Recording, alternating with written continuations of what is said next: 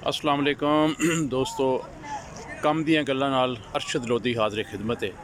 ਤੇ ਅੱਜ ਤੁਹਾਨੂੰ ਬਹਿਰੀਆ ਟਾਊਨ ਦੇ ਬੈਂਡ ਦੇ ਮੁਤਲਕ ਥੋੜੀ ਇਨਫੋਰਮੇਸ਼ਨ ਦਿੰਦੇ ਆ। ਇਹਨਾਂ ਦੀ ਸੈਲੀਬ੍ਰੇਸ਼ਨ ਹੋ ਰਹੀ ਹੈ ਤੇ ਛੋਟਾ ਜਿਹਾ ਫੰਕਸ਼ਨ ਜਿਹੜਾ ਇਹਨਾਂ ਨੇ ਇੱਥੇ ਕੀਤਾ ਹੈ ਸ਼ੇਰ ਸ਼ਾਹ ਬਲਾਕ ਦੇ ਵਿੱਚ ਤੇ ਕਰ ਰਹੇ ਨੇ। ਇਹ ਵੇਖੋ ਬੈਂਡ ਬਹਿਰੀਆ ਨੇ ਆਪਣਾ ਬੈਂਡ ਲਾਂਚ ਕੀਤਾ।